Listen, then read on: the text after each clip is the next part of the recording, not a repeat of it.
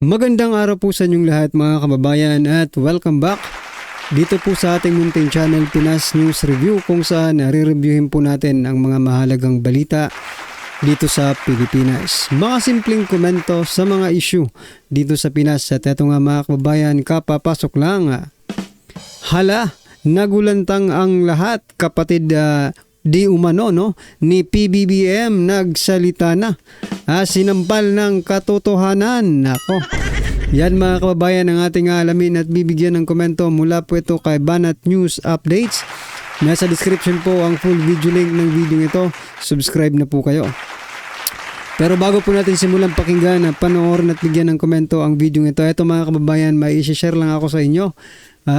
Patungkol po ito dito kay Pastor Apollo Kibuloy at Pangulong Duterte. Ito mga kababayan ang balita. Nako. House probe into Duterte's rule in hiding Kibuloy South. Nako. Yan mga kababayan Tama nga po yung sinasabi ng dati pa, di ba? Ng kampo ni dating Pangulong Duterte or yung mga supporters. Insakto po, correct po ang kanilang mga naging analysis, patungkol po dito sa nangyaring kay Pastor Apollo Kibuloy. Kasi nga po, it's not about Pastor Apollo Kibuloy mga kababayan. Tingnan nyo, tingnan nyo po yung yung caption, patungo pa rin kay Pangulong Duterte. Si Pangulong Duterte pa rin ang kanilang sinisisi or parang dinadawit dito kay Pastor sa pagkakahuli kay Pastor Apollo Kibuloy. Ito mga kabayan, two lawmakers have called for an investigation into former President Rodrigo Roa Duterte and hindi lang pala si dating Pangulong Duterte, pati po si Vice President Sara Duterte ay sinasabi na nagkaroon ng partisipasyon sa pagtatago dito kay Pastor Apollo or sa pagtatago ni Pastor Apollo Kibuloy. Nako. In a statement on Monday, Manila 3rd District Representative Joel Chua. Ito talagang mga taga Manila ito, di ba? Yung mga representative ng Manila mga kababayan, palagi po yan palagi po nila ay sa bagay mga kababayan, malayo po sila sa Davao Said former President Rodrigo Duterte cannot distance himself from Kibuloy's decision to elude arrest because the last March, Duterte was appointed as the new administrator of KOJC properties including its compound in Barangay Buhangin. So ano naman po ang kinalaman ng pagiging administrador ni dating Pangulong Duterte sa pagtatago ni Kibuloy mga kababayan? 'Di ba? Well, eto na nga po. This is siguro na yung stick to the plan na sinasabi ni Kimbo mga kababayan. Ito na talaga ang plano Parang ito na po yung blueprint ng mga lahat ng mangyayari sa Pilipinas. Ito na po yung blueprint mga kababayan na kahit anumang issue ang sumingaw, ang pumutok, i-connect nyo sa Duterte. I-connect nyo lahat sa Duterte yan. Diba? Kung hindi sa Duterte, sa mga kaibigan or mga naging employee ni dating Pangulong Duterte. Parang ganun po kasi ang lumalabas mga kababayan Nahuli na po nila si Kibuloy, hindi po sila i-stop dyan. They won't stop. Kailangan may Duterte at may Duterteng madadawit. At ito na nga, hindi nagkamali yung ating mga political analyst na supporter ni PRRD, di ba? Ito na nga. Dinadawit na nila hindi lang si Pangulong Duterte, maging si Vice President Sara Duterte. Grabe po ito, mga kababayan. Ito po talaga sa bagay, nakakagulat po ito pero sa iba na hindi pa talaga medyo gets kung anong ginagawa ng gobyerno natin, di ba? Pero doon po sa medyo may idea na, kung ano ang nangyayari sa politika ngayon, ay hindi na po ito nakakagulat, At ito pa mga kababayan, may ano lang ako sa inyo, may i-share lang ako sa inyo kasi I think na-share ko na po ito nung last month or basta this month or last month mga kababayan, yung survey. 'Di ba? Ito, na-share na natin ito ba, pero bakit itong News 5 ay ipinost pa rin 13 hours ago. Ano ba talagang gusto nilang iparating sa atin? Itong news. Net satisfaction sa performance ng PBBM admin tumaas is WS survey. Di ba? I think naaalala ko, na-share ko na po ito. Pero bakit? Paulit-ulit. Yan mga kababayan. Paulit-ulit na pinopost ng mga mainstream media. Mga kababayan, bakit po paulit-ulit nila? Dahil ba birthday? O happy birthday nga pala, President Bongbong Marcos Jr. Yan. Happy birthday! Dahil ba birthday ngayon ni President Bongbong Marcos Jr., kaya sila nag-post ng mga ganito?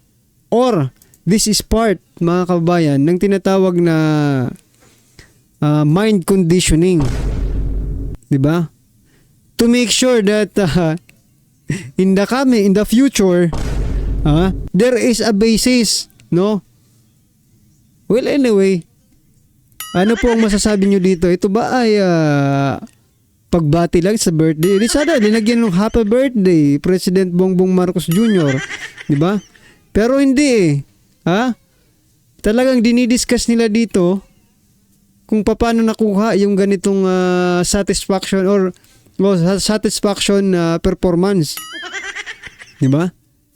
Para sa akin po, sa inyo, anong take niyo dyan? Pero para sa akin, parang pinupukol nila sa utak ng Pilipino, no? Kino-conditioned nila yung mind ng sambayan ng Pilipino to make sure na hindi magduda.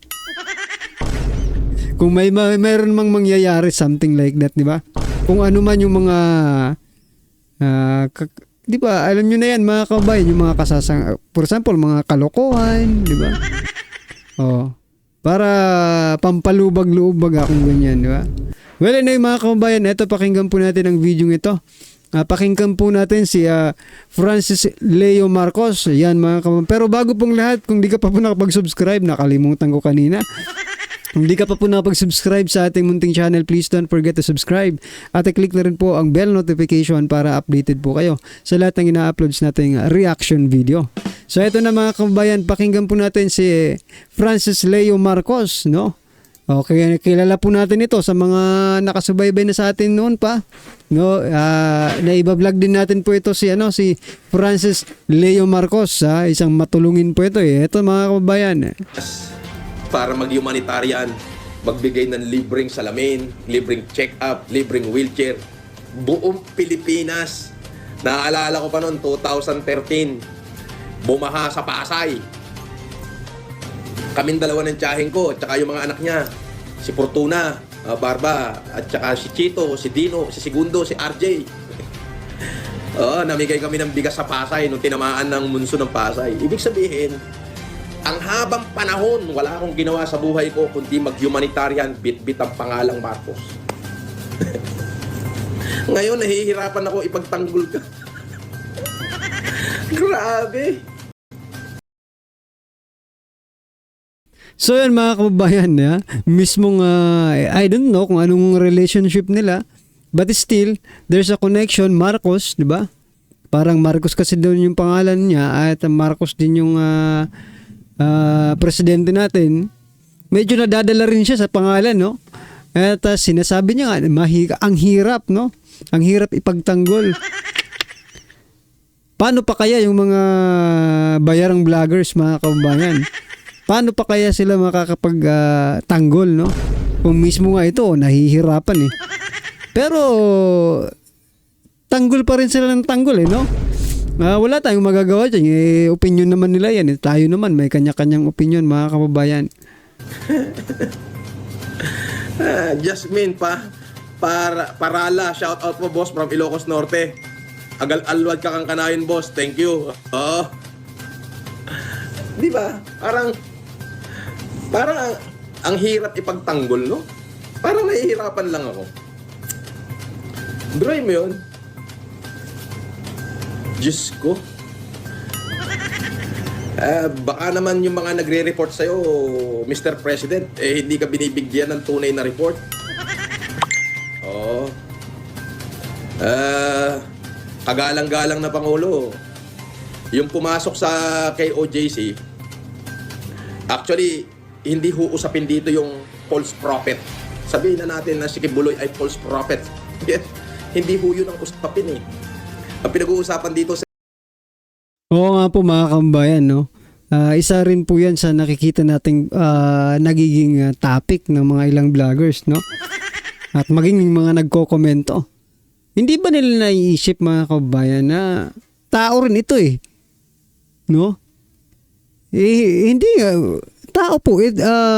Human rights po ang ano natin dito sa mga taga KOJC. The human rights po yung hinahanap natin, hindi magical na ano mga ano diyan, di ba? Mga bagay. Oh.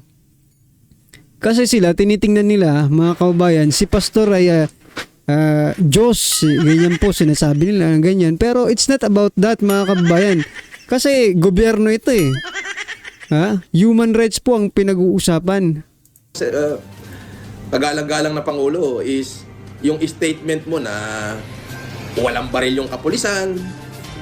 Aba nung nakita ko yung mga video, naka-full battle gear ho kulang na lang may dalang basuka. kulang na lang may dalang basuka. Yung sinabi nyong walang dalang tear gas. Aba, ano ho yung usok na napakakapal at talagang sumisirit. Yun ba ho ay ulap o pugs? Sabi ni Tess FLM, wag mo na angkinin yung apelyido na yan kasi dahil di yan.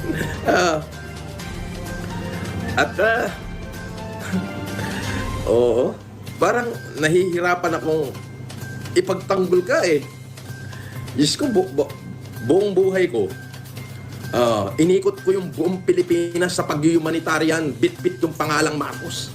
Alam niyo yun? Pumunta ako ng Maguindanao. Inikot ko yan, yung buong Maguindanao na yan. Nag-humanitarian ako sa Sharif Agwak mismo, sa Sultan Kudarat, sa Sultan Mastura, sa Cotabato City. Ibigay mo yun? Unfortunately, natalo tayo as Vice President yung tinatakbuhan mo. Nagpunta ako ng Lambayong, nagpunta ako ng Tacorong, nagpunta ako ng Lake Cebu, sa Cotabato. Diyos ko, alam mo yun? Halos lahat ng bayan sa Mindanao, inikot ko. Para ano? Para mag-humanitarian, bit-bit ang pangalang Marcos. Kinausap ko yung mga MILF. Nakausap ko si Commander Gordon. Kasama ko yung mga doktor ko. Bit-bit ang pangalang Marcos. Pumunta ako ng Palawan, yung halos buong Palawan, from Puerto Princesa to Rizal, Palawan. Nag-humanitarian din ako ron, bit-bit ang pangalang Marcos. To let the people know that this humanitarian act is done by us. Nagpunta ako ng Catanduanes noong 2016. Buong probinsya ng Catanduanes. Alam ni Governor Buboy Cuba yan, yung 11 bayan sa Catanduanes. Binigyan ko lahat ng libreng salamin, libreng check-up, libreng wheelchair. Gamit ang pangalang Marcos. Diba? Ultimo Ilocos Norte, mismo sa Bintar. Kasama ko dyan sila Odette Visitacion at Janice Pascua. Ultimo sa Cordillera. Diba? Dahil nga sa pamimigay ko ng libreng salamin at wheelchair, kinasuhan ako noong 2010 ng optometry law. Buong Cagayan, Isabela. You see?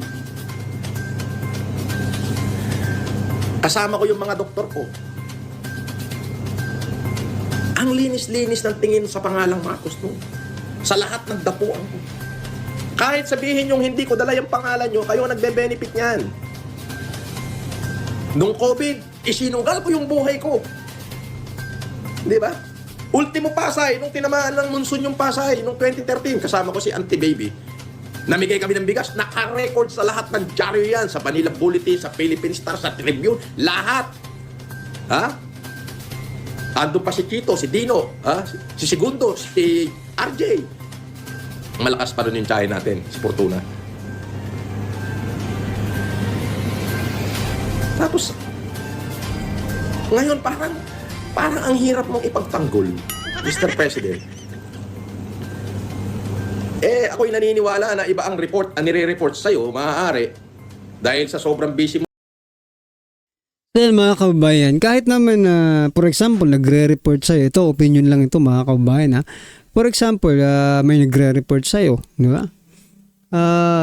Kailangan mo pa rin i-verify yun. Di ba? Kung totoo ba? Kasi nakikita mo naman sa pagmanood ka ng balita, siguro ko masasabi mo yung nag-report sa'yo, hey, teka lang, ba't iba yung nireport mo sa akin? Nakita ko sa TV na ganito yung nangyayari tapos ganyan yung i-report mo, mapapahiya tayo nito. Ibig sabihin mga kababayan, no? Wala, hindi, ano ba masasabi natin dito? Hindi niya na binibigyan ng hindi niya na binibigyan ng verification yung mga pumapasok na impormasyon sa kanya. Aba, mahirap po yan mga kababayan pag ikaw ay presidente, di ba? Kailangan siguro mabe-verify yung mga impormasyon na yan kasi nakakahiya po. Bukod sa nakakahiya, lalabas na sinungaling ka o ikaw ay nagsisinungaling sa taong bayan. Kasi mismong taong bayan nakikita sa mga videos ng mga mainstream media na ganito yung nangyayari. Alam mo naman ngayon, Mr. President, no? Kailangan mo talagang maging tapat sa taong bayan. Bakit? Napakadali na lang pong ma-access ng information ngayon, no? Napakarami pong cellphone ngayon, no? Halos nga lahat may cellphone na eh. Madali nilang ma-check kung ikaw ba ay nagsisinungaling o hindi. By comparing, no? Na mga news outlets mga kabayan, kung ano ba yung mga lumalabas dyan, no? Bukod dyan, may mga website pa tayo na pwede natin pagkunan ng impormasyon. Kaya kailangan maingat, no?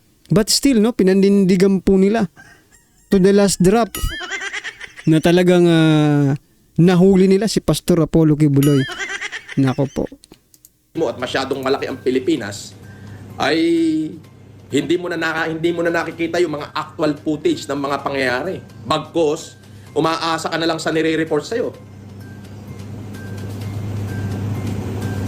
Diba? Umaasa ka na lang sa nire-report sa'yo. So ngayon, kung ano yung report sa'yo, nagkakamali. Baka pwede, Mr. President, tignan mong mabuti yung mga taong nagre-report sa'yo at tignan mong mabuti yung report. Para hindi kami nahihirapang ipagtanggol ka. Ang hirap mo ipagtanggol ngayon eh.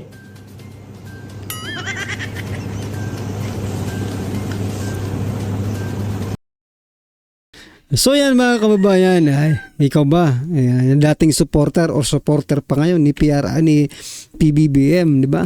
Ikaw rin ba ay nahihirapan na sa ipagtanggol ang presidenteng sinuportahan mo noon nung nangangampanya pa lang? Or still, still believe, no, na totoo lahat ng sinasabi niya? Mga kababayan, napatunayan na po natin na hindi po lahat ng sinasabi ng ating Pangulo ay totoo. Mga kababayan, fact check po. Wherein, hindi po nagsasalita ang mga mainstream media. Mga vloggers lang po ang nagsasalita patungkol dito. 5,500 flood control project na sinabi noong SONA. Hindi natin nakita. 1 billion ang ginagastos araw-araw. Ano pa? Bigas. Di ba? Nasaan? Wala naman. Ano pa mga kababayan? Napakarami pa pong iba. Yung bare, yung mga armas na sinasabi na hindi nakapasok sa QJC at saka yung tear gas, no? At saka itong lastly ngayon yung kay Pastor Apollo Kibuloy na sumuko, hindi daw sumuko, mismong nahuli, mga kababayan. Anong masasabi niyo diyan? At sila po inaninindigan diyan, mga kababayan. Sino ba ang paniniwalaan natin, di ba? May mga ebidensya naman na sumuko, di ba? Wala silang ebidensya na nahuli. Well, anyway mga kababayan, kung naguguluhan po kayo, ako din ay naguguluhan mga karubi natin. Pero sa sobrang gulo natin, no? Sa sobrang gulo, hindi ko alam kung talagang sinasadya nilang guluhin ng pag-iisip ng taong bayan. Di ba? Magulo kasi. Paano natin hindi masasabing magulo? Sinabing sumuko. Sila ini-insist lang na huli. Ano ba talaga? Di ba? Parang nililito lang tayo mga kababayan. Baka mabalitaan natin nasa Amerika na po. Si Pastor Apollo Quiboloy kasama ng mga Amerikano. Or mabalitaan na lang natin na yung nangyari sa KOJC mga kababayan ay mangyari rin kay PRRD at kay BP Sara. Bakit? Dahil dito sa post sa balitang ito, no? Na dinadawit si dating Pangulong Duterte at BP Sara dito sa pagtatago ni Pastor Apollo Quiboloy. Yan mga kababayan. Ano po ang inyong masasabi diyan? Comment na lang po sa baba para at least alam po ng ating mga kababayan ang inyong pong opinion patungkol dito. Alright? Maraming salamat po.